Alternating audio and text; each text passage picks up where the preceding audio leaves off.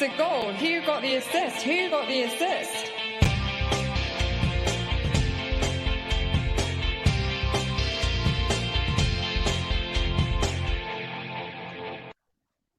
Hello everyone, welcome to Who Got the Assist Season 7. This is episode 4, looking into some of the key fighters competing for places in our FPL teams. All will become clear soon. I'm Tom, I'm here with a beer. Thanks so much for joining us. A special welcome to new listeners as well. Lots of stuff already done, like the pricing pod, and last week we did lessons learned too, so worth heading back to listen to those if you like what you hear here. Here. Anyway, I'm joined by Sam as always. You all right? Hey Tom, yeah, really good, thanks. Refreshed after a long weekend in the Lake District. Listened to the Lord of the Rings audiobook on the way back down, which I was just talking to you about. So yeah, it was a pretty nice drive back, even though it was 6+ hours. So yeah, refreshed. Obviously, we're in the final countdown now to the start of the season. So not going away again before we get going. I need to be fully focused on my drafts. No other stuff can get in the way now. But yeah, all very well, thank you. We are Who Got the Assist. You can find Tom and the main account on Twitter, or X as it's now known, which is still a bit weird, but oh well, at WGTA_FPL. You can find the main account also on Instagram /threads at WGTA.FPL. And you can find me at FPL Pricey on Instagram, Threads, Twitter /X, or even on YouTube as well. So feel free to go and give us all a follow on all of those. You can find our mini league as well at MINLUD on the FPL app. So do get signed up to that. And there is a trophy on offer for that.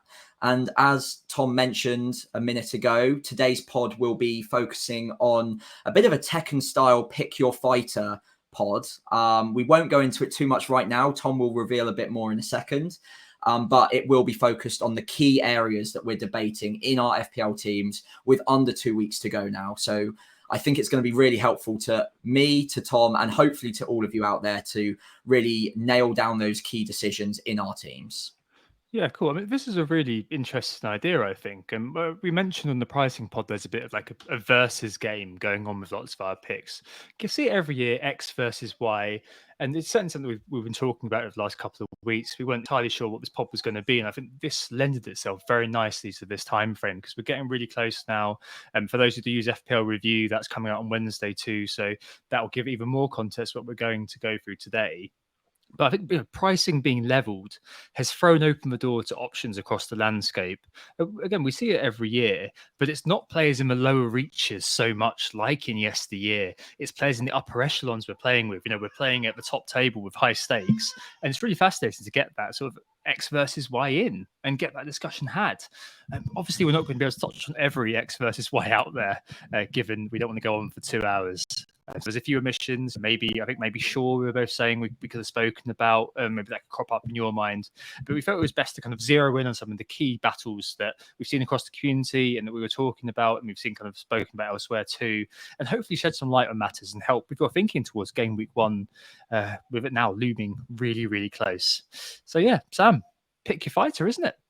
It is. So yeah, today we're going to do a bit of a Tekken-style pick your fighter game where both myself and Tom have allocated a member of the FPL player database to go up against some of the template picks out there at the moment. Just in a bit of a contemplate format. We've spoken about this earlier on in pre-season. We're going to be introducing that this year to check out whether or not the template holds true and whether the decisions being made by the community are solid ones or whether there are other ways at looking at it. And we thought today would be a good format, and we could gamify it a little bit by bringing in the Tekken-style head-to-head to choose our own fighters that we personally felt had the strongest case to be made about going against the template pick in this instance. So hopefully a bit of fun. If you're watching on YouTube, then do feel free to put your opinions on who won that battle in the comments below and let us know if you would pick a completely different fighter for any given section, and we'll try to get back to you on each of them. Yeah, I mean, I think we all need some alternate fighters as well as we go through it too. But Mm. yeah, I mean, it's definitely a really interesting idea, and hopefully we can do it justice. I mean, I before we get going, I increasingly think that it's the case that there's looking back to the pricing pod and what we said since, there's probably about 8 or 9 to me which feel pretty locked in. So for me, my defense, and we'll talk about defense, but my defense in particular feels incredibly settled. You know, I've got Anana and Stones at the moment. I think I had Edison and Shaw the first draft because we didn't know Onana's price then. Gabriel and Estepinian, that four, I don't think I've changed that at all, really.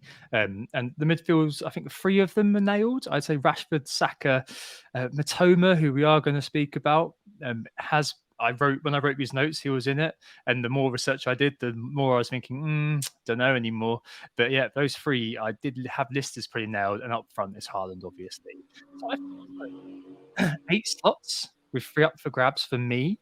And for those, for me, because all of the defense is so set, it feels like it's all sort of in attack. So it's all quite exciting. You know, we're able to kind of mess around with the guys who are bringing home the bacon in terms of scoring loads of points, well, in terms of goals and assists. So hopefully, it'll be a fascinating one to talk about. I mean, does that chime with you, having that sort of 8 or 9 that are pretty nailed?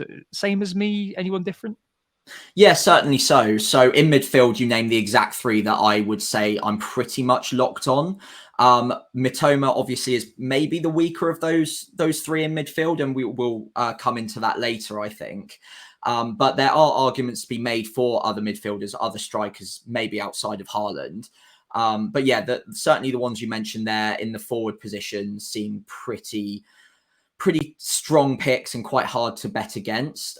In defense, I would say Gabriel and Estepinian are the 2 that are most likely locked in for me. There's a little bit of messing around on the edges with a couple of different picks in defense at the moment, but perhaps not the most exciting position considering the value that is out there in midfield and attack this season.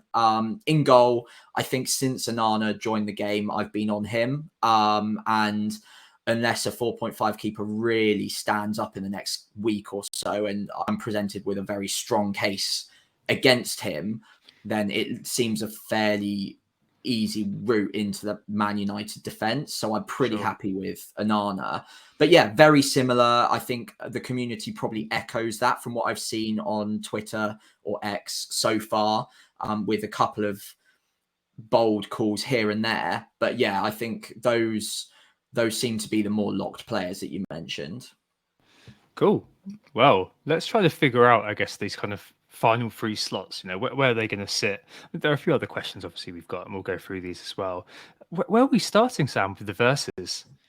So we're going to start with Saka going up head to head against our 2 favoured picks at that sort of price point. It's not exactly the same price point, but do you want to start with the fighter you chose?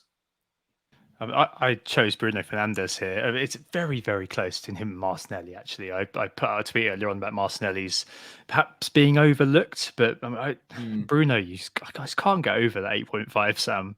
Even now, I'm still kind of, wow. You know, this is a player that I was happy to play paid 12.0 for not all that long ago. So it seems crazy to me that, you know, we're even talking about Bruno in this context, especially given last season's performance, which I'll mention in a bit. So, I mean, he's my fighter up against Saka, I suppose. And we'll talk about maybe why there are some questions about him too. But I'm intrigued to see who you've opted for here.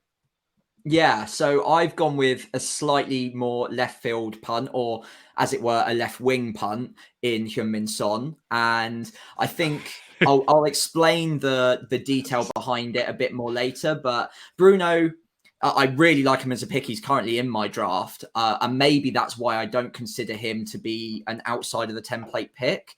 But actually, the more you think about it, the more that it is a contest for Bruno, whether or not he is fitting into that template. I think he's in about 20% of teams at the moment, but that means that 25. It's a 25. 25. So 3 out of 4 teams he's not actually in at the moment. And I think that is partly because of Saka and Rashford as well being such strong picks.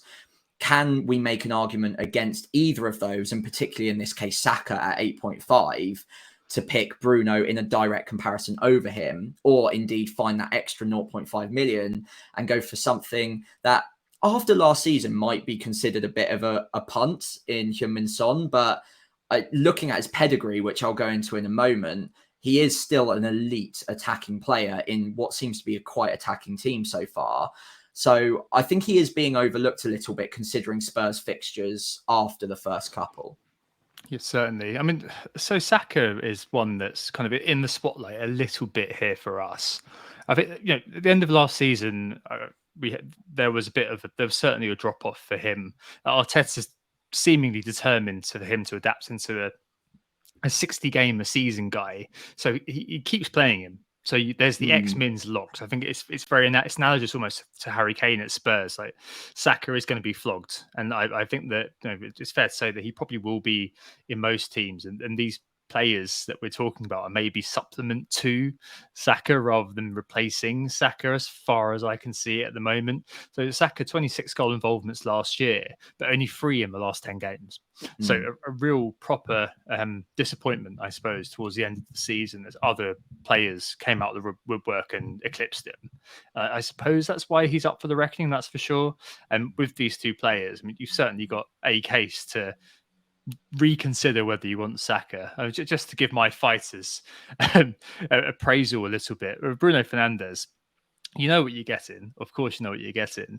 But the reality is that last year, it was a massive underperformance, honestly. 8 goals, 8 assists, and non-pen XG plus non-pen XGI of 24. So that's a huge, loads of points left at the table, effectively. And if they've used that, the fact that he scored slightly fewer points to kind of justify the drop, there's not very much of it, as I said, on the price point, which makes sense about him being the 8.5. United's fixtures at the start of the season are okay. I mean, let's say Wolves in game week 1 feels like a nailed-on clean sheet, hence Nana, as we spoke about earlier. Spurs are going to be great fun this year, but I think that's going to be a great attacking game. Forest in game week 3. Arsenal in 4, which I'm not, I wouldn't be too worried about that in terms of having Bruno, because I think that will be goals in that game.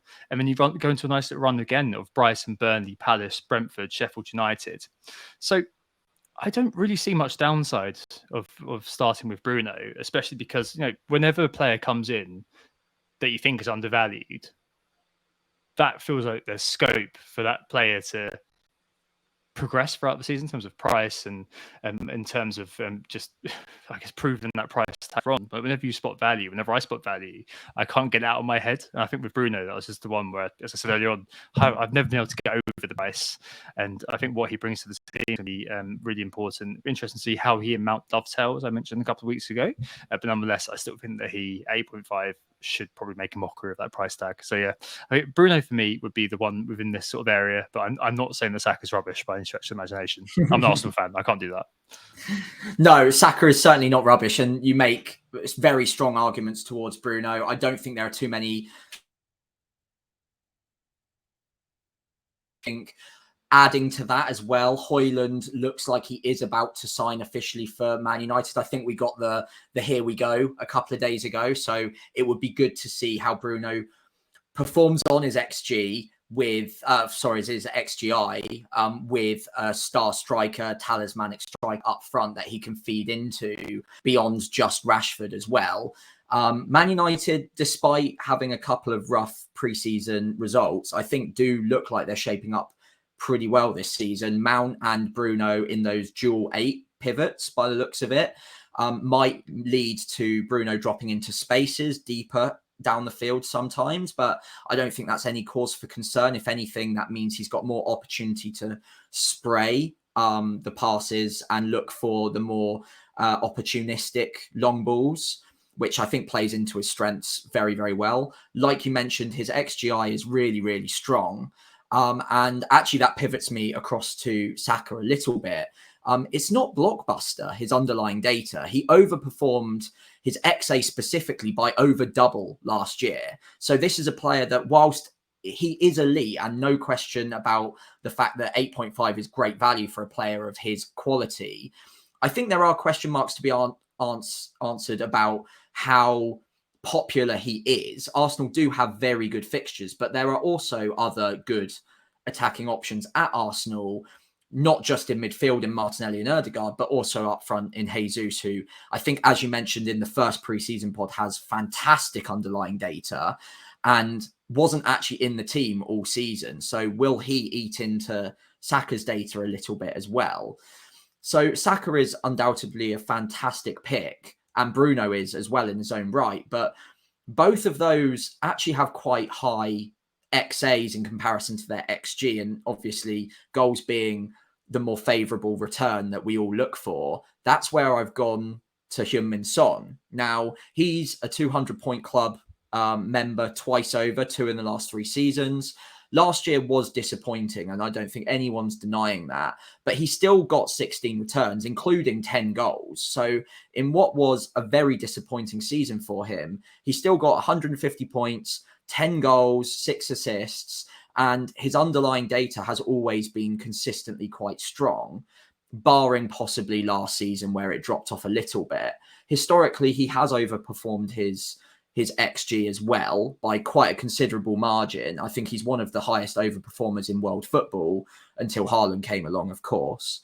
And I can see him getting back to his best this season, especially as last season, he's openly admitted he was never at full fitness. He was always struggling with a consistent injury throughout the season. I think in a recent interview, he said he was in unbelievable pain through the back half of the season. So he seems like he's ready to go again. And talking about Spurs in a more holistic manner, they seem like a team that are going to be going much more for chances created and less control in defense, possibly, but in doing so, also being a more free-flowing attacking unit. And if Son can bank on some of that added attacking threat, especially if Kane leaves as well, he might even be on penalties. I think he could be fantastic value at 9 million. I think, honestly, for a player of his quality, anything shy of 10 million is a very fair price. And the only thing that might put me off going for him from the start is the first couple of fixtures are really, really strong for both Man United and Arsenal. Whereas for Spurs, it might not be quite so fantastic. However, a player of his quality can score against anyone. And I think it would be an interesting punt to take against the template that you could really pay dividends from with such a high weighting towards the goals rather than assists. No, I completely agree with that. It's just what you said there. The other two teams have got better fixtures to begin with, and we've spoken about this already. That at the start of the season, you've got the data is not particularly useful a lot of the time, especially with a new manager at Spurs. I mean, I'd argue that's kind of a clean break territory in terms of the past data, but it's definitely true about overperforming. Son has scored 22 more goals than his ex allows over the last 6 years, and this is the first year that it was the first year last year they underperformed it. Only underperformed by 0.1, so it wasn't too bad. But I mean, at the end of the day, he was doing a lot less, and I think he said he was playing with a hernia, didn't he, or something like that? I think that was it. Yeah, I wasn't confident. Yeah, so I mean, yeah, certainly makes sense, and it sounds like Spurs can be a lot of fun. We'll score one more than you, sort of team this year. It just kind of it comes back to that early making the start count, really, and how important the start is. And if you've got a player like Saka, good fixtures, decent ownership, it kind of feels like it's one where I'd be more confident in a player like Saka or Bruno over Son here. I mean, in defense of Saka, again, what I would say is that he's another that when his price came out, we were all kind of thinking, wow, that's actually pretty cheap, actually, until we saw the whole pricing structure and we're like, oh, okay, I see what's going on here. But he was another who outperformed last year and still didn't get much of a rise. So, I mean, certainly can see the appeal of Son. I just think for me, he's firmly in the monitor camp rather than he is in consideration for game week 1 camp. Obviously, got that massive price drop. Cool. perfect. It just makes it easier to get him in later. But at the moment, there's nothing concerning me. I know loads of people don't like this, but there's nothing concerning me about him having ownership, which is going to be through the roof. It's 5% at the moment, but the flip side of that is what you're saying. So yeah, you get Son in from the beginning. You eschew a Bruno alongside Rashford. You eschew a Saka. You get Son. He bangs early doors. He's back to who he was not long ago. 1 year ago, we all had him. Then that's a huge opportunity and a huge way to make up really kind of a lot of early season points that people are going to struggle to make back potentially, especially if he does start off on fire under Ange Postecoglou. So, yep, I see where you're coming from with it. It's just I'm just slightly more in Bruno's camp, and that 0.5 as well is it's pretty nice. I think there's potentially one other to mention here. Said earlier on, that is Martinelli. So we're talking about overlooked players. Not quite as much as Son is, but 13% owned at the moment, Martinelli. One of our main goal threats last year. I think he was our joint top scorer of Odegaard with 15 goals, top for XGI for us last year. And in terms of that interchange with Jesus as well, now Jesus is back fit, I think that he's kind of basically positioned as being kind of our key man basically in scoring goals. There's a worry potentially with rotation with Trossard, etc. But early doors, before we get into the European competitions, that feels a little bit forced. I mean, maybe some injury in pre-season that I only heard of tonight. So maybe that's something to keep an eye on. But I think he's a top player. 198 points last year. Got injured in game week 36. I think there's a lot of kind of ill feeling towards him because loads of us sold him for Odegaard, and then he went off and did bits while he wasn't in many of our teams. But 8.0, he is one that I'm really interested in doubling up with Saka with. But basically, I've got Saka, Bruno, and Martinelli right now. So I mean, I'm arguing for all of these guys against your one guy. So it's almost like we will gang up on you in a 2v1 or a 3v1 even.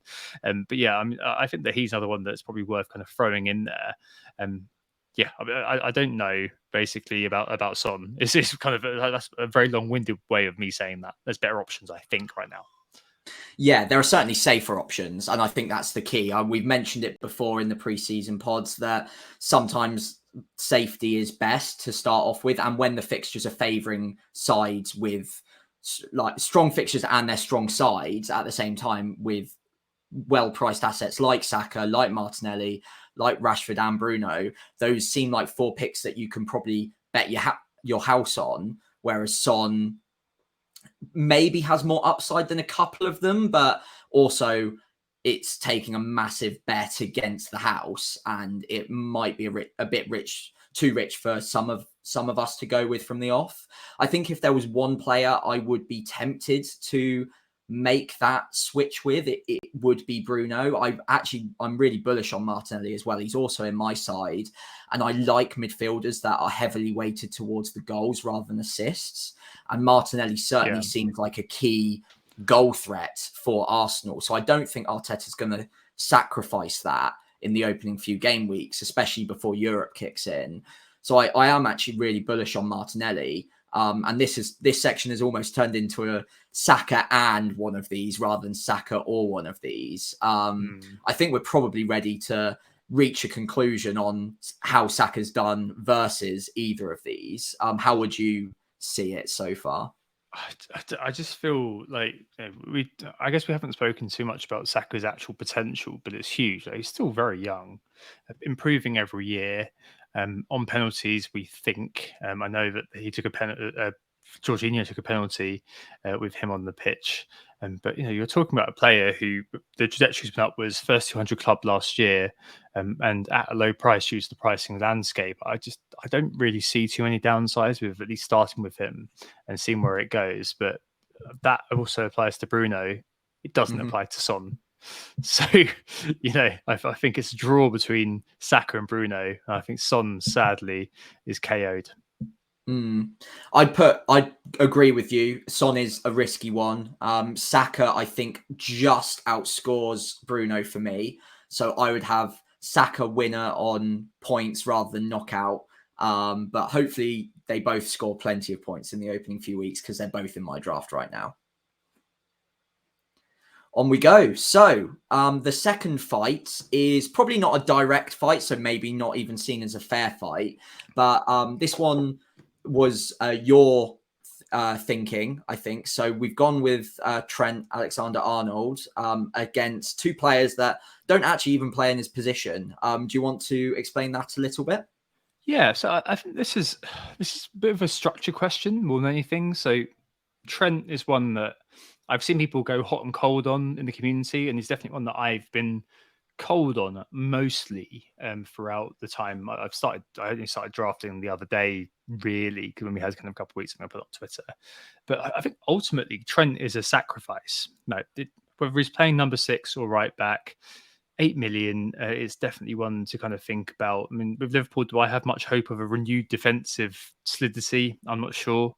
And the Bournemouth game's obviously a big worry, but I don't know. Like the big problem with Trent is that as per us putting him up against a representative from the strikers in Nkunku here, but we're not going to talk about Nkunku specifically until later on, and Foden in terms of the midfield, is that there's a collateral impact with your team, I think, with buying Trent, especially if you think about the players we said are already nailed in our squads as far as we can see.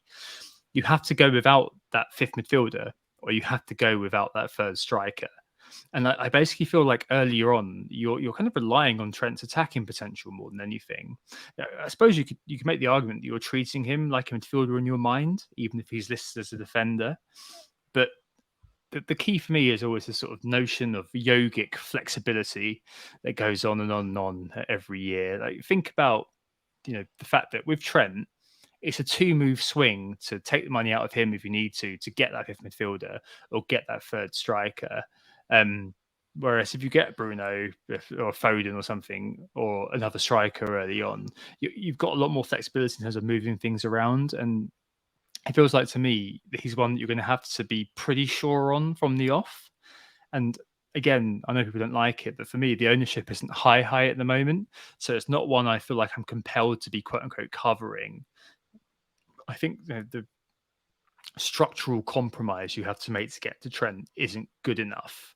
He's clearly a good player, great player, and clearly a great FPL asset. And I'm sure I will end up owning him at some point in the season.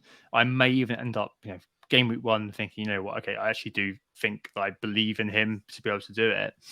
I just don't know whether I trust Liverpool's defence to keep the clean sheets, which elevates Trent into that sort of elite zone. He's a very, very, very good defender and a very, very, very good midfielder, but he's not an elite one. And at the moment, we're playing in that area where you could be buying in an elite player to in the spot the money you're spending on Trent. So at the moment, I'm cold on him, and he's not in my draft. And I'm favouring getting a fifth midfielder because, as I said before, those midfielders are just so damn good that it feels like you're robbing yourself of value if you're going without. That sound about right? Yeah, that does, and it's a very strong argument. I'll put forward very quickly the forward argument as well. So the forward argument would be that, like you mentioned, a 7.5 or an 8 million forward, whilst they might compete pretty well with Trent in terms of overall points, 0.5 million defender companion in combination who will start, who will be a good bench option for you in your side, and at times will come into your 11 as well if injury were to strike, or if a rotation strikes as well. Whereas in Trent's case, you're probably matching him up with a 4.5 striker. And those 4.5 strikers at the moment, unless Balogun does get a Prem move very, very quickly, and probably even then he's not going to be ready for the start of the season and slot straight into a side, there's not really any options out there that I would confidently feel like I'm not just burning a spot in my forward line and just having Trent with a player that's not going to get me anything or even provide me any sort of comfort blanket on the bench over the first few game weeks. Now, obviously, Trent's ceiling is very, very high when you add in those clean sheets, as well as any bonus that comes along with attacking returns and clean sheets. But I feel like there's still a lot of moving parts at Liverpool. There's a lot of midfielders going out the door at the moment. And even if they do get that defensive midfielder in, probably Lavia by the looks of it now, start of the season, Trent might have to take up that number 6 role. And Liverpool might also not be keeping that many clean sheets to start with either. So you are relying on those attacking returns, like you mentioned. So I'm not so sure that I'm that bullish on Trent anymore. He is a very tempting player and we all know his upside. But like Tom said, I think particularly in midfield, there seems like there's just so much value at the moment. And Foden's just one of many, many midfielders around that price point. We've mentioned a few in the previous section already that I would prefer to have over Trent in my side at the moment. Yeah, I mean, I think previously getting Trent in made sense because you were looking at him versus other players in his price bracket, other midfielders in his price bracket. That's for certain. But the prices being as they are, with that hangover from last season, where the now desirable players were underpriced and are still kind of slightly underpriced, it just doesn't seem to make sense. So, for example, consider FB ref, for example. Last year, he came 23rd in terms of non-pen XG, which is obviously great for a defender. He was top for defenders, right? But loads of midfielders who are now affordable and loads of forwards who are affordable came in ahead of him. And you can fit all of these players within your team without having to buy, without having to make the 8 million sacrifice. Rashford, Watkins, Martinelli, Odegaard, Saka, Darwin, who we'll talk about later, Jesus, Solly March, what's he doing there? James Maddison, Jared Bowen, Karim Matoma. All of these players had performed better than him in terms of XGI. And then you've got the fact that Liverpool weren't keeping that many clean sheets. And as Sam said, there are some questions about their ability to shore themselves up. I mean, I know you love Romeo Lavia, but is him coming in going to be the magic bullet? I'm not sure on that one. Great player, but I haven't seen much of Southampton, I've got to admit. But it's going to be one. It's one where there's going to be, you're buying the potential, I guess, rather than having kind of a solid sort of income who's going to be able to come in like Declan Rice, I suppose, and make that defense something that I can be more confident in. You're relying a lot on Alisson, whereas the year before, Trent in 16th overall for XGI, and players above him that weren't, who were too expensive, I suppose, to fit in around him. So this year you can make the choice that you don't need Trent. There are loads of other players you can have in the midfield, like Foden, like Bruno, like Martinelli, or in attack, like Nkunku. Obviously, that's a bit of a question mark, or like our man Ollie Watkins, Sam. So how does Trent work? I just don't know if he does. And if the fixtures were kinder, I think we'd all be sitting there going, oh, of course I'm having Trent. Great, they've put his price up. I'm still having him. Now, I just think, apart from that Bournemouth game, there's nothing about those opening fixtures at the moment. I'm thinking, I need Trent there. I need that money there. I'm just going to favour flexibility, basically. I don't know if I feel like I'm fighting the fifth midfielder corner in terms of our Tekken versus. Do you? I kind of feel like you're kind of the same. I feel like you're kind of saying, "Oh yeah," just to give the forwards argument, but I'm not quite buying into it myself. Yeah, I am the same, and I think the midfielder is the stronger category here. I think overall, I would say midfielder wins by a knockout over these two. So that it's the third striker we're talking about here, not a second one. Obviously, a second striker at 8 million is absolutely fine. Putting in an extra at 7.5 to 8 million striker instead of Trent is a little bit more difficult. And again, it would mean sacrificing midfielder and having a 4.5 in midfield, which I think with the value that's on offer in midfield this season, with all of the picks we've already mentioned and will mention in this show, I want 5 midfielders. Whereas I'm not that confident on more than the 2 strikers. There are a few picks for that second spot, but I think I'll just land on one and stick with that and maybe move between them in the first few weeks, as we'll go into in a second. But I don't think I need 3 forwards, knowing how strong the midfielder camp is this year.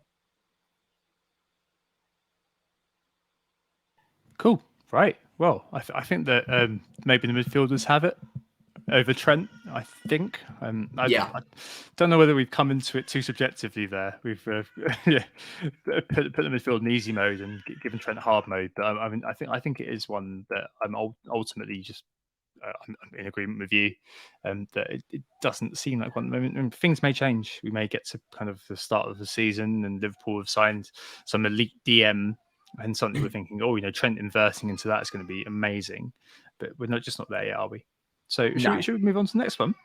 Let's do it. So on to number 3, which is Matoma, which we mentioned earlier a little bit. So this one is, I think, a really interesting category with a number of 6.5 picks that are looking really decent this season, and some that are with a little bit extra budget, if you can find it elsewhere, upgrades that I think could be worth it. So would you like to go first with your pick?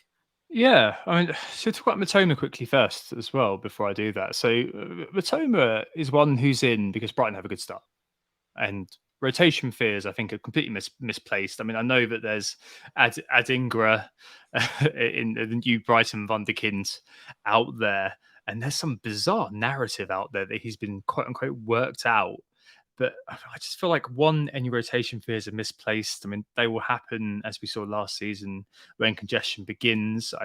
I can't see that happening in the league until kind of it gets game week 5 and 6. And in terms of him being worked out, I mean, he underperformed his XG significantly across the last few weeks. I think it was 7 versus at 3. Just blew cold, I think. And the beauty of Matoma, I think, to begin with as well, is one, you cover, I know, again, most people don't like that, but you cover kind of 37.4% ownership, and they have Newcastle in nicer than 5. So loads of players who sit at this price tag that you can move Matoma on for at that point if you're not feeling it anymore with Brighton. But the first 3 are very, very good fixtures. Luton at home, Wolves away, okay, it's more of a defensive fixture, but still a good fixture, and West Ham at home. So for me, I can see why he's in loads of teams, and I think that he's probably just one who loads of people have just default picked, and default picked for a good reason for once, rather than just he was in the auto pick. I guess just getting away from this price bracket was kind of my fighter here with Phil Foden. I mentioned him on the pricing pod as being one who has been underpriced. He got a 0.5 million price drop last year, despite performing better in terms of FPL points.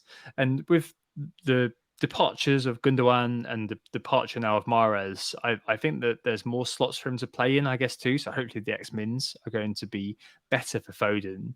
I'm not going to wax lyrical about Foden too much, but I think that he's one who is due a proper FPL breakout season. And at that low price, a discounted price, I feel like he could be one that next year we'd all kind of be thinking, oh, he's 11 million now. God, remember when he was 7.5, especially with, we'll see what happens with De Bruyne, whether his star's descending or not. But I can see Foden being one who definitely makes mockery of that price tag. That's for sure. So for me, if I was going to go without Matoma, I would probably try to find the extra million and make my way up to Foden, because I think that the 6.5s, there's not too much of it. There's a lot going on there, but being able to buy into the Man City attack at 7.5 with a player who's a noted goal threat, if Pep plays him that way, it just feels like a ludicrous proposition to me. So I think that's where I would go if I could find a way to make it work, especially if we find out, plays in Charles Shield, and we find out that he's playing against Burnley. I think there'll be loads of people like flurrying to get him in. So yeah, he's one that I just, it's another one similar to Bruno Sam, where I looked at the price, I thought, wow, that's pretty low, isn't it? I mean, Foden's price is ridiculously good value if he starts consistently. I think I'm still very scarred by rotation worries with Foden and City in general. I think also, if I was going to find a way to get to Foden, I'd actually be more likely to sacrifice an 8.5 and move down and try and use that extra 1 million elsewhere from gut instinct. I'm not sure in my current draft I could find an extra million elsewhere to upgrade from Matoma, especially when I am still pretty confident that Mitoma will perform well in the opening few game weeks. I really do want a slice of that Brighton pie going forwards. And I think with just a Stupinian in defence, that doesn't quite give me enough. Whereas Mitoma, I think, is as good a way into that Brighton attack as I can find right now. There are other options, obviously, but none that I'm as confident on. So I'm quite bullish on Mitoma, and it is quite a tough argument to go against. The one that I am moving towards or having a look at right now is Diaby at Villa. Now, again, it's an unproven asset, so I don't expect him to be mass owned going into game week 1. And we almost came to blows about this, not obviously in a very polite way. I was like, oh, he's clearly one that's gonna be a wait and see, and you were like, oh no, I'm sorry, I'm not sure I quite agree with that, Tom. So I think he might actually be one that's worth talking about. I was like, oh god, no, yeah, no, you no. touched a nerve there. Yeah, you doubted my FPL. No, I think with Diaby, it is a risk. I completely understand that, and you're right to say that not many people will realistically go there to start with. But we've seen players like him come into the Premier League before and hit the ground running. And when you look at the players that he is directly compared to, especially on FBref as well, Salah, Vinicius Jr., Martinelli are 3 immediate direct comparisons that come to mind. And he has a good goal scoring and assisting record in the Bundesliga over a good few seasons now. He's also a player that comes, I think, as Aston Villa's record signing and has been integrated immediately into their pre-season plans. So not that I'm looking at the fact he scored a couple of goals in pre-season, but he has looked promising. He's been a direct threat on goal a few times and has been playing off of Ollie Watkins very well already. So I expect him to hit the ground running at Villa. And at 6.5 million, I think that is going to prove to be significantly underpriced after a few weeks. Now, going up against Mitoma might be a tough one, especially with Mitoma's opening fixtures. But if you're sat there, like I was in the last couple of weeks, with 2 6.5 midfielders, with Mbeumo or Eze being the second one, for instance, I think then there's a really strong argument to say, actually, I could probably fight either of those with a Diaby and just take the chance on the lower ownership and on the explosive returns that he could provide. It's not a hyper confident pick, but I quite like the rogue outsider here. And if I was going to move Mitoma on out of Foden or Diaby, I'd probably go to Diaby and look to find Foden with a downgrade elsewhere. Rather than losing $1 million on Mitoma and trying to downgrade elsewhere in my team where I'm actually pretty happy with. So yeah, that's my allocated fighter. He's a wild card option with no fighting record whatsoever in the Prem. So he's gone from cruiserweight to heavyweight or whatever it is, and he might be punching upwards a little bit. But yeah, I quite like him as an option, and I think it would be remiss of me not to mention him at all in the preseason pods, considering how excited I am for him in general. So here's my opportunity to do so. Yeah, exactly. Well, proper Football Manager legend, Moussa Diaby. If you look at FBref, you compare him to other fighters within the weight class, I suppose. You've got Diaby and Mbeumo, who we'll speak about in a second, Mitoma and Eze, who again we'll mention. Obviously, Bundesliga tax involved, but his non-pen XGI is much better than Eze. A little bit better than Mitoma and a tiny bit better than Mbeumo, basically. But yeah, you're looking at a player who could be of real interest, especially if you do kind of fancy Villa, fancy bit of Villa. I think that they were a player we were just saying offline before we came on. They're a team who got out narratived a little bit by Brighton last year. I mean, people have only got a few things they can keep in their heads about football, and obviously plucky little Brighton doing well after Graham Potter deserted them for Chelsea. and coming out of nowhere to almost kind of hit the top four, something that people did keep in mind. But Emery and the transformation at Villa is huge, and you're right to be bullish about Villa in general, and Diaby could be really interesting for them. I think you've got the X-Mins on the side of Diaby, which I think the model is going to favour him fairly highly. The opening fixtures, I mean, you've got Newcastle first away, did very well against Newcastle last year, so maybe there's a bit of kind of underlying sort of, oh crap, not them again sort of thing going on. Everton, Burnley, Liverpool, Palace, Chelsea. I mean, I'm not worried about any of those games in terms of opportunities for goals. So I think he could be genuinely. I think he could be really, really interesting within this price bracket. If you're kind of again, my fighter's Foden, but if you're looking within this price bracket, I think he's a really good call, especially if you, as I said, like a bit of Villa. Watkins gets crowded out by Jesus, gets crowded out by an Nkunku or something, and you're kind of thinking, oh, I still want to cover Villa. Not to consider. I'm not sure about Matoma. Okay, I know there's the EO factor, but I'm going to go somewhere else. I mean, fine. I mean, it makes a lot of sense. I mean, Eze quickly. I mean, did do well last season. Really overperformed at the tail end of last season against his expected, and Palace had really good fixtures. So he's one that's a little bit.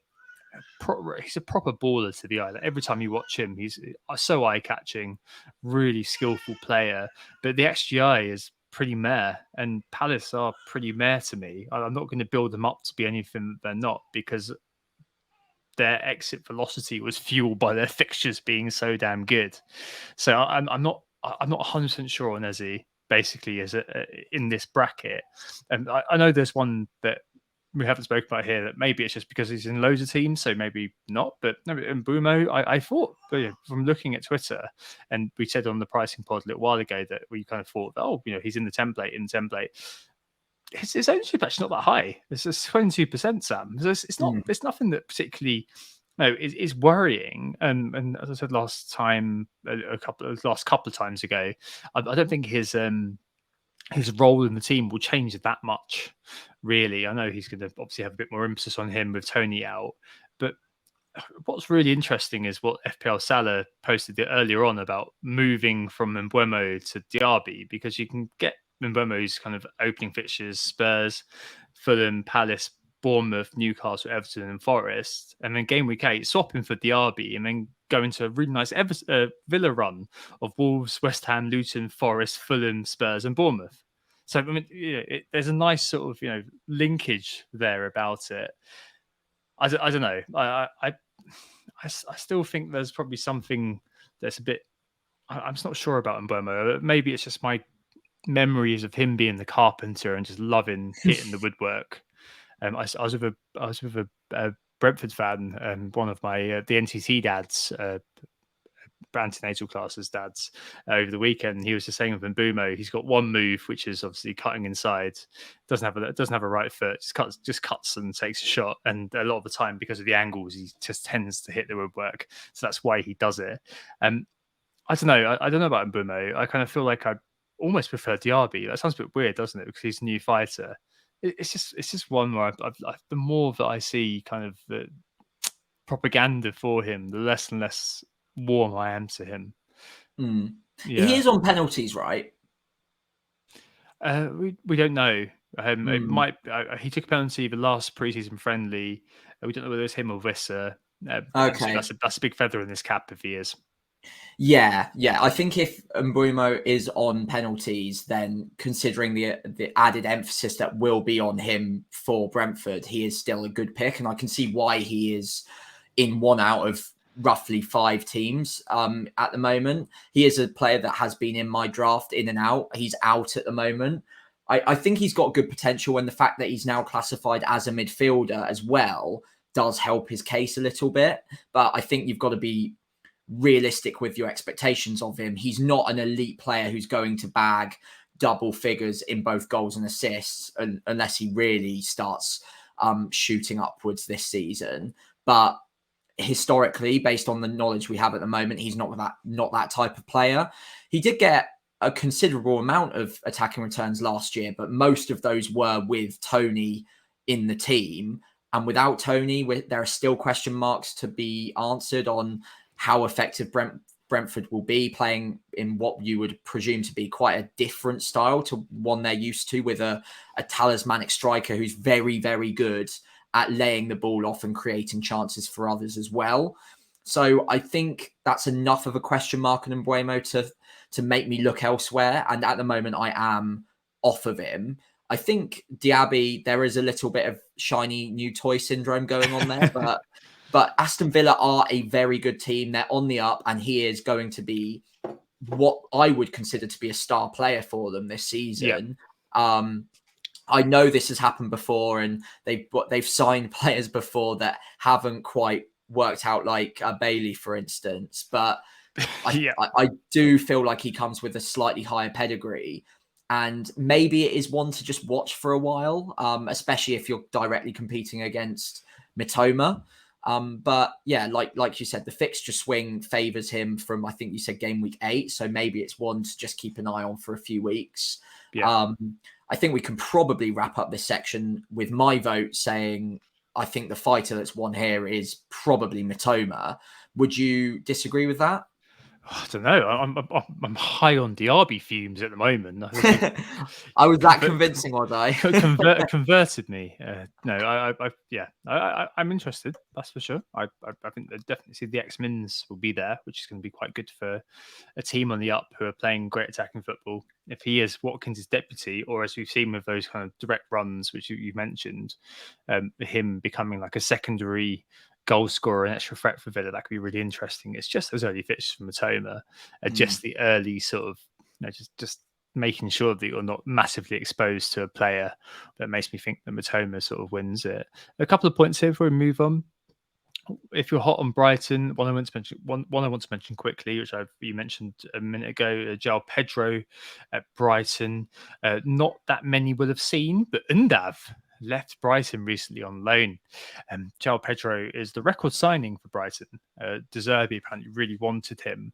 I think there's a really good chance he starts an awful lot of games. I mean, maybe we're kind of getting into the Trent thing again, but at 5.5 and a forward, he could be the bargain of the season, and one who could go into your team and just kind of play that sort of maybe 12th man, 11th man. You're not really too sure of role. One to watch. And final point, that GIF where you've got Godzilla and I can't remember who else fighting it out, and then there's like a puppet, like a Doge, which comes up with like a bigger stick. The baseball bat. Yeah, it's Richarlison. Just got to mention that. And this whole thing gets torpedoed, doesn't it?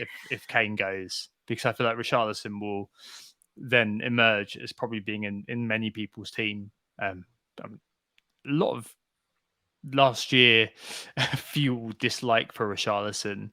Obviously had a really tough transitional season, but still the number 9 for Brazil, still the kind of player who is a bit of an honest worker, shall we say, a very different profile from Kane, but could well be the guy who fits what Postecoglou wants to do at Spurs. And if he's 7.0 and playing for a top 4 contender, whatever you want to think about them, that's what they're aiming for, or at least a player that you could conceivably say is going to be playing for a team who's aiming for the top, who will finish in the top 8, top 6. I think that's going to be ridiculous. I think loads of people are going for a Richarlison at 7.0, which will take the 0.5 from the Mitoma, probably, maybe. I don't know whether people will go for both, but it's just one that I think is worth just mentioning there. Yeah, I mean, time will tell, but if Kane does move, a forward playing for Spurs week in, week out, classified as a midfielder, and one that has decent pedigree in FPL over several seasons. We've got decent data on him. He had a tough season last year, but he rips up the template completely, and probably Mitoma's position in our sides if Kane goes in the next few days. Spurs have decent fixtures after the first couple, so he will become very, very popular. It might be one where you switch from Mitoma to Richarlison after 2 or 3 weeks because of that fixture swing. Definitely. But he will be massively popular if Kane goes. Cool. Right. Where are we going next? On we go, and we're going back into the classic 4.5 million defender category, Right. for a bit of old school debate on who is our 4.5 defender of choice for this season. Starting off, the template pick, amazingly, is still Botman. I feel like he went off with a bang in as soon as his price came out that he was 4.5. It was clear he was underpriced.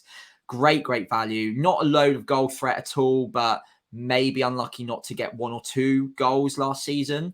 I think he got a couple of assists rather than goals last year. But either way, 4.5 million, very good value.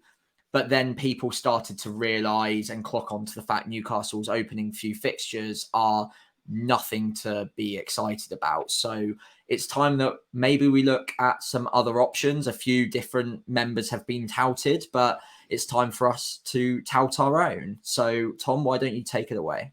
Yep, for me, this is the 12th man, isn't it? It's something we've been saying on WCA for years, but seemingly now adopted by the wider community. I mean, it's that guy who's going to be on your bench, who hopefully will not lose value and will hopefully come on for you if needed. And suppose for me, it's Rico Henry, him or Colwill, if that does kind of transpire at Chelsea. Those are two I'm looking at. I mentioned Mbuemo's having good fixtures earlier on. Colwill, obviously, Henry obviously shares those. And there's loads of games within the opening kind of few weeks that I'd be happy to own him for, especially when we get around kind of the Champions League sort of area. Game week 6, Everton at home. Game week 7, not Forest away. Game week 9, Burnley at home. So, I mean, he could be one that would make the slot for you, because he's basically with these players. I hate bench headaches. I don't like, for example, when I see teams that have got Chilwell on the bench. Oh, that's fantastic. He's ready to go in game week 2 or game week 3. But who the hell are you benching? I mean, you're telling me you're benching Matoma? You're telling me you're benching Bruno Fernandes? I don't really see how that's going to work. So this is a player that I'm happy to bench, forget all about. I don't care if he scores 12 points. It doesn't matter to me, because he was always going to be on the bench. And for me, a player like Rico Henry, who is in with a shout of getting you kind of extra points if needs be, decent chance of a clean sheet, although Flecken seems a little bit unsteady, according to Brentford fans in pre-season. But nonetheless, it has the fixtures at least to, if you do have to look to your bench, look to your first sub to sub on. I think Henry would probably be the one I'd go with. I mean, Colwill, at the moment actually is in my draft. I think Henry's kind of the more kind of, if we're not sure about Colwill, then I'll definitely get Henry. But Colwill's one that potentially is top value. It's always nice to own a player who sticks in your team until wildcard 1 and beyond, who potentially just kind of keeps appreciating in value. And if Colwill nails that spot, I know there's FM hero Dizazi coming in for them as well, so I don't know what's going on there. And Badiashile is getting better, recovering from his injury, and he could be one that ends up in your first 11, potentially even Colwill, when Chelsea's fixtures really get better after game week 3.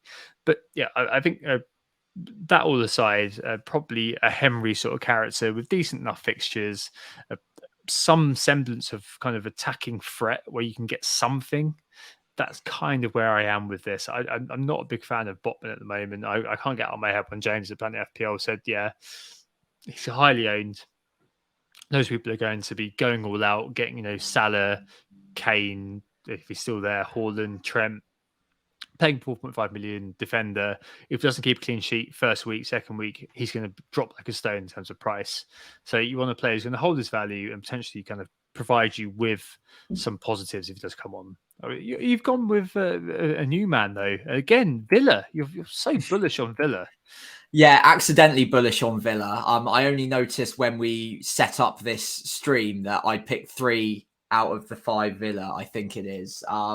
So yeah, I've gone with Pau Torres, who comes highly rated from La Liga. Obviously, he's handpicked by Emery as well. So you'd expect him to start very, very quickly and become almost that captain-like figure at the back, which Tyrone Mings in recent seasons has been. But you'd expect him to almost slot in as Emery's boy and become that player for them. Villa's opening 5 fixtures, I expect there to be a decent chance of 3 clean sheets. So Everton, Burnley, and Palace in the first 5. I think that will be a pretty good shout at clean sheets. He's also got 10 goals in 136 La Liga games for Villarreal even. So that's not bad attacking return from goal threat over his career record. So it's not like you're not getting any attacking returns from this guy if he was to continue along that sort of threat, especially from set pieces, you would assume. The question mark, I suppose, over him is will he slot straight in from the off? And from the most recent 2 preseason friendlies that Villa have had, he started both of them. So I think they're starting to hone in on what would be the preferred 11. And you like defensively getting that back 4 or back 5 set up in preseason friendlies, especially the last 2 or 3 before you head into your first league game, because you know that you want them to at least have played together once or twice, just so that they know each other's mannerisms. They know how they'll work together as a unit. And I think we've got those signals from Villa now that I would be at least quite confident that he starts from the off. So yeah, he is probably a less attacking, threatening option than your choice, but I think there's also a slightly better chance of clean sheets in that first 5. Yeah. As you mentioned, Flecken has looked a little bit shaky at the back in pre-season. Just to play devil's advocate on that, though, his numbers historically as a goalkeeper are actually largely positive, and he usually overperforms on XG prevented. So pre-season bad, but over the longevity of his career, not so bad. So I can see why Brentford have gone for him as a Raya replacement when he inevitably goes. So yeah, I actually really like your option. And when you told me you were going with Henry, I've kind of picked another option as a secondary pick that you could also look at. But I have to say I'm pretty happy with either of these 2 picks, or even Colwill as a 4.5 option if it's clear that he will be a starting centre-back for Chelsea from the off. The other is Destiny at Tottenham, who, if he starts, he could be a really interesting one because he'll be playing fullback, and we know that historically the system that they will play probably favours those fullbacks. So if we can guarantee them to keep any clean sheets whatsoever, he might not be a bad pick. But I think that is a little bit too risky from the off for me personally. Yeah, it's not a fair fight, is it? I think that poor old Botman has been completely trampled by any fighter who put out in front of him. I think the key kind of opposition is whether you're going with a 4.5 who has some semblance of a chance of attacking returns, or whether, as with Pau Torres, you're looking at a 4.5 who has got some semblance of clean sheet value. Colwill probably falls more into the Torres sort of bracket. I mean, I'm an R between both, because you've obviously got Udogie as well, who fits into that kind of Henry bracket too. And I'm always tempted to go with the one who's going to bring you the attacking returns, just because you're likely to get that sort of assist or something off the bench. But yeah, they obviously got the clean sheets on the other side. Oh, it's rubbish. I don't know. I don't know at the moment. I don't know where the consensus is going to land, or at least where my thinking is going to land. I've got Colwill at the moment actually in my team, because I think that if he does, as I said earlier on, if he is the starting centre back for Chelsea, I'm pretty happy with that, especially with the early fixtures. I think he'll tick up and appreciate in value, and could well kind of be someone who comes into my first 11. But I might have Chilwell. It's one of those things, isn't it? Yeah, it's a bit of a vibes pick, isn't it? And I don't think Botman's got the vibe from the off. So I think it's fair to say that on this one, Botman has probably low in our estimations, but eventually he will be very, very good value, just not right now. Yeah, I think both of these picks have probably knocked him out for now, and possibly even 2 or 3 other picks that we briefly mentioned too. So with that being said, let's move on to our final battle, our headline act, as it were, of the evening. And that is Gabriel Jesus, who in that 8 million forward spot, we've spoken about forwards a little bit in this pod, but it is worth mentioning who he's up against. And there are at least a few good options that I think are widely being overlooked at the moment, but we've picked out a couple. And I think we've kind of picked them out jointly on this one. I think we agree on both of these, starting with Ollie Watkins, who obviously, as you mentioned earlier on in this pod, is your boy. So would you like to explain why? Oh, do I need to? I mean, I think it's talisman theory all over the place, really, with Watkins. I mean, we've got to see what the Diaby factor is now. You've completely thrown me off, Sam. No, I've just got Diaby on my mind. Don't let it distract you. Don't let it. He will still be great. With Watkins, you've got kind of the reincarnation of Jamie Vardy at a team which is which is set up to serve him effectively. We looked at this on the pricing pod, where you've got a player whose heat map has changed from kind of roving around looking for the ball to being squarely focused on getting on the end of things and being serviced by the rest of the team. Talisman for Villa on penalties. Decent-ish opening fixtures. I mean, Newcastle game we'll see, but the rest of them, he's the sort of player similar to Callum Wilson at Newcastle that you can see could just score in any game. And I think that his streakiness as well is something which is really interesting, because if you've got a team which is continuing to serve him, if you've got a team which is continuing to be played to the strengths of one individual, it's one that's very difficult to turn down. Last year, Watkins was, well, he didn't do too badly in terms of the non-pen XGI. He was in the top 10, so 7th. Villa have improved massively. And he, as a player, is continuing to improve. And he's still never actually overperformed on his XG either. He's not, since the whole time he's been at Villa, he's underperformed every single time. Not massively, but he does very well. 17 XG last year. That's not bad at all. And it could be one that could only get better with Villa getting better. So I know that's very wishy-washy compared to my usual sort of answers, but he's one that I think has thrown off the Wally Watkins sort of tag. There are a few unkind things that have been said about him on Twitter in the past, which I will not repeat here. But a player who I think who's going to be good value for the 8 million. It's not even my fighter. I don't know why I'm fighting this guy's corner, but he's not even my fighter. But I like him a lot. With Jesus, I mean, very decent XGI. Injured last year for a lot of it, so people are kind of saying, "Oh, he didn't score 100 points." Blah blah blah. Well, he was injured for a lot of it, so that's fine. And fourth for XGI last year, and was actually really close to Saka's XGI, despite being injured for so long. And 26 starts compared to Saka's 38, and 0.5 XGI between them. A player who's the ceiling is realistically about 20 goals, probably about 20. But that doesn't include the assists.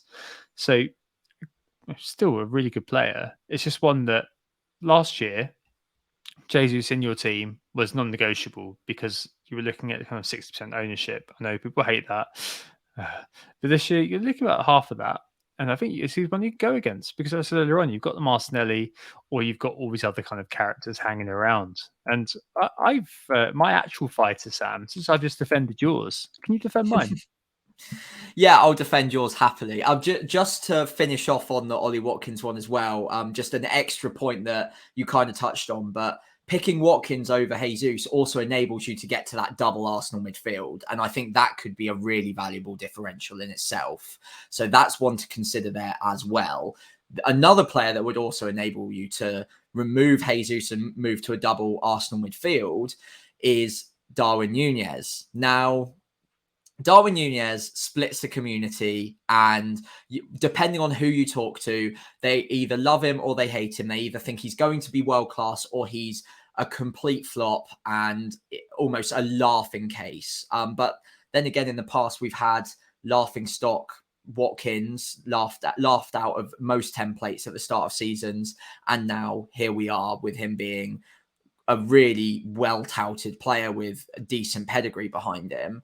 Darwin Nunez's underlying data last season, despite all of the hilarity that ensued, was absolutely out of this world. Haaland was the only player that realistically was competing with the sort of numbers that he was. He is a big chances hoover. When he's on the pitch, he is the player that seems to scrape together all of Liverpool's big chances. And that is, sadly, to Salah's detriment a lot of the time. And again, let's not look at preseason form so much, but more the fact that he is starting a lot of their preseason games and the fact he's being played in his favoured role in those matches. It looks like Klopp is determined to try and get the best out of this player. And honestly, at 7.5 million, especially with that game week 2 fixture for Bournemouth, or against Bournemouth rather, having a player that is as explosive or as potentially explosive as Darwin Nunez in your side could be a fantastic differential in the opening few game weeks. And because he's so low priced for what he could be worth if he were to continue starting and if he were to get off to a good start, that price is going to quickly skyrocket, possibly even over the likes of Jesus or Watkins if he gets off to that good start. After 3 or 4 game weeks, we could be looking at someone who's worth 8.1, 8.2, and then he's much harder to get to. So he provides that Liverpool cover if you don't have Salah, if you don't have Trent.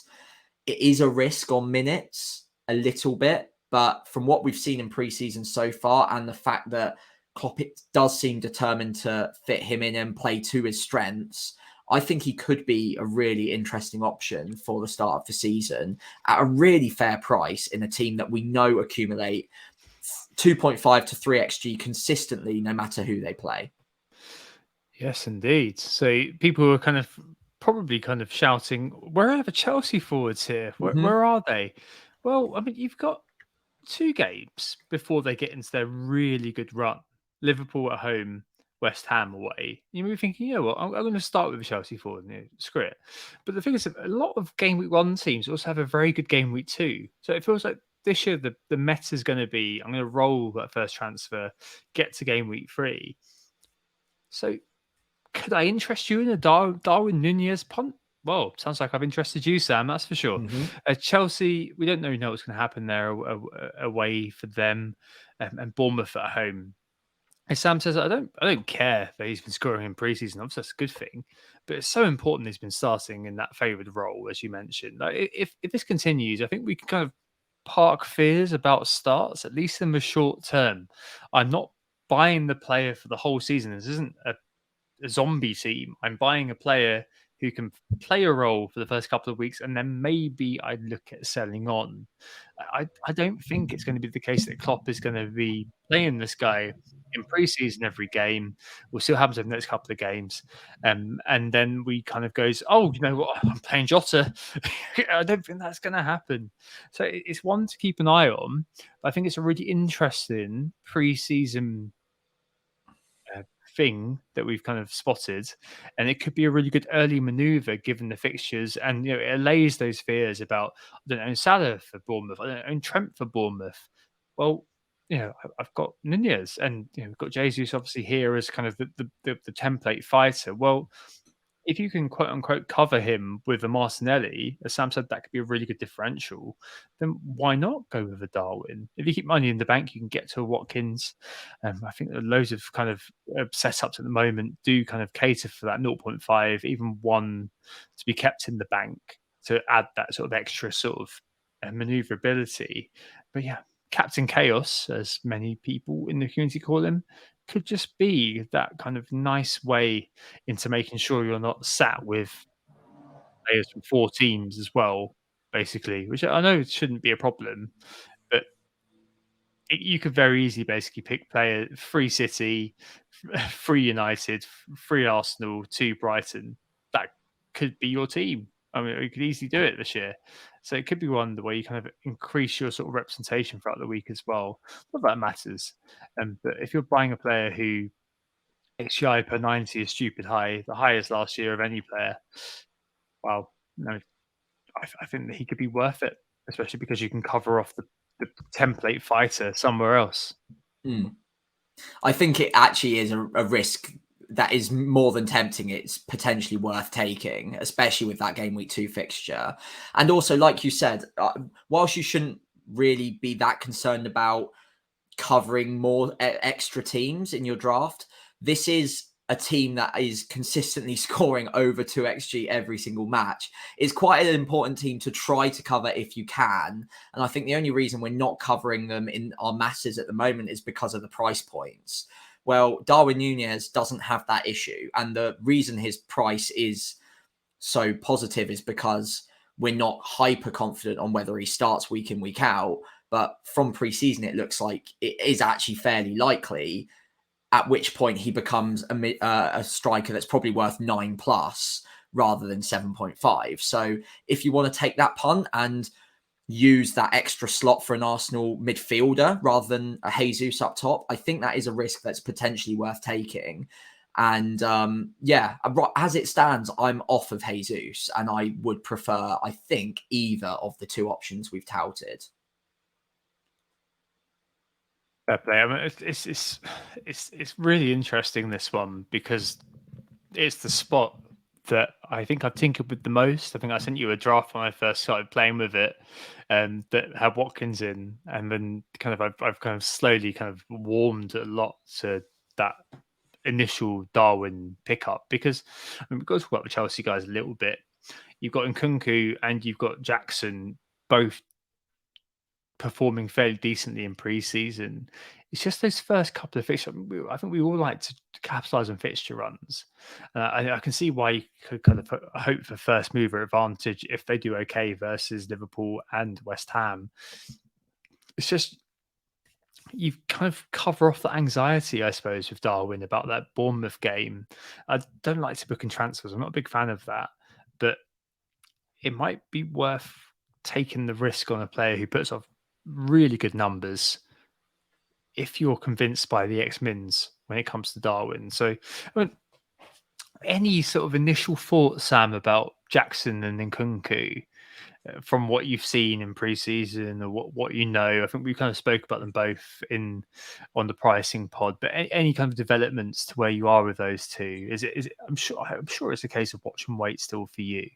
I think it is wait and see for me at the moment. Like, what I've seen of both of them is really positive. I'm encouraged by the early signs, but like we mentioned last week, I don't want to get carried away by the preseason form so much. It is interesting to see Nkunku playing a few different roles for them so far, and that should provide us good information to expected minutes being really positive throughout the season.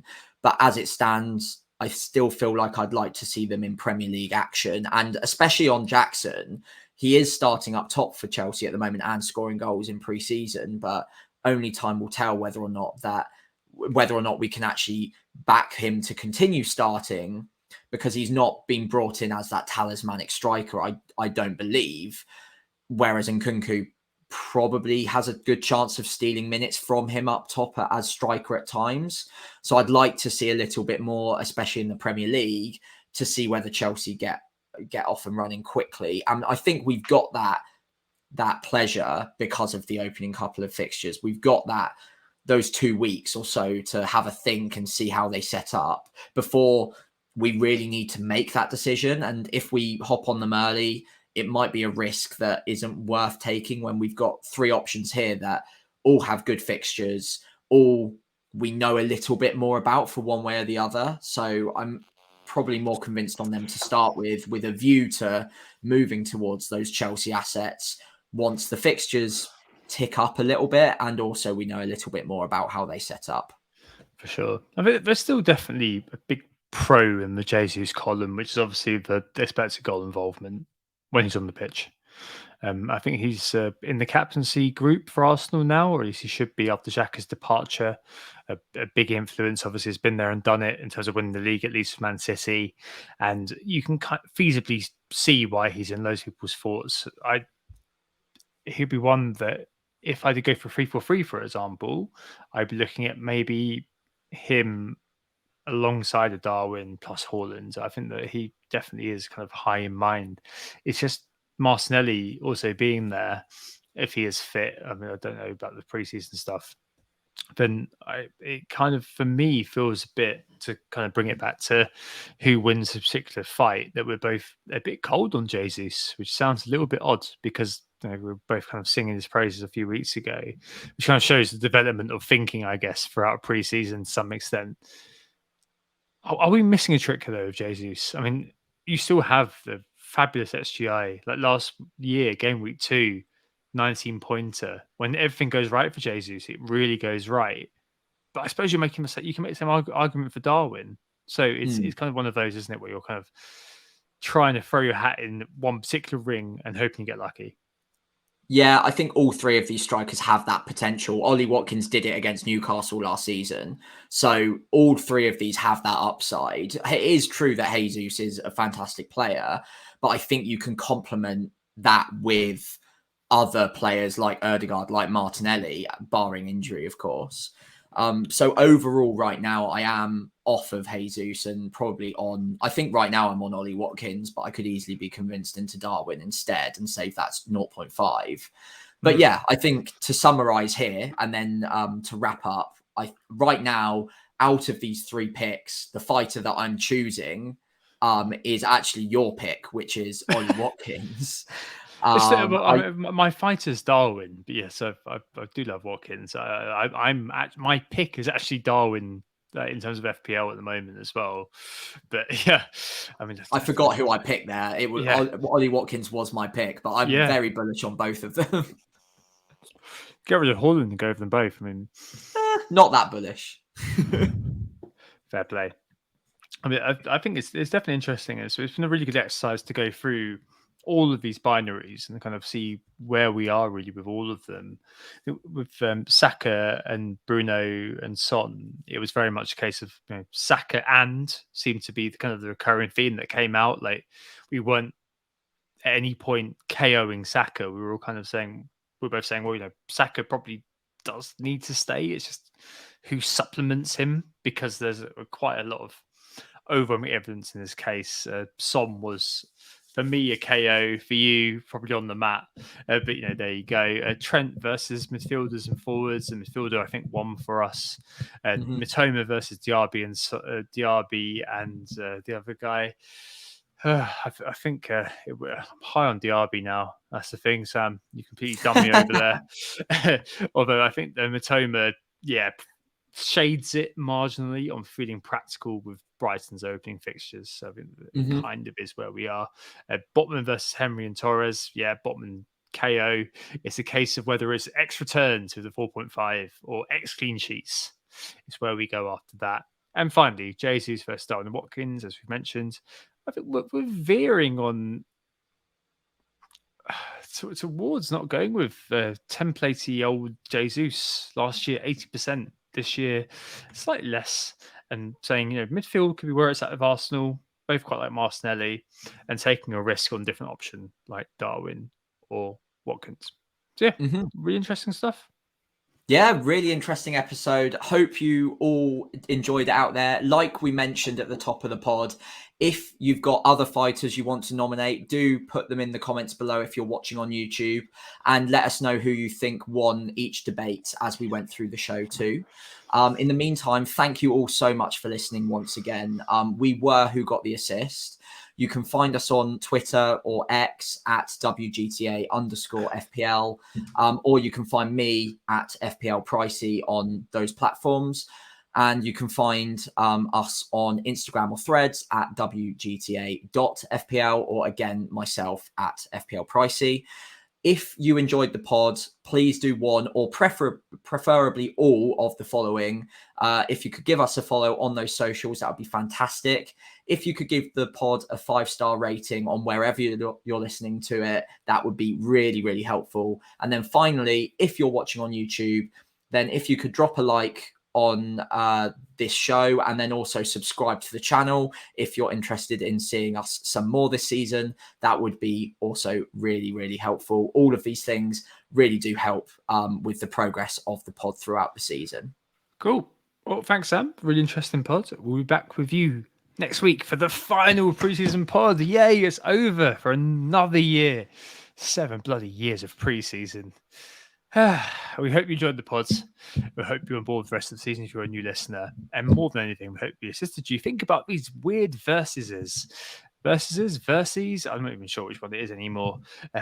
As you look towards your Game Week 1 squad. Speak to you soon.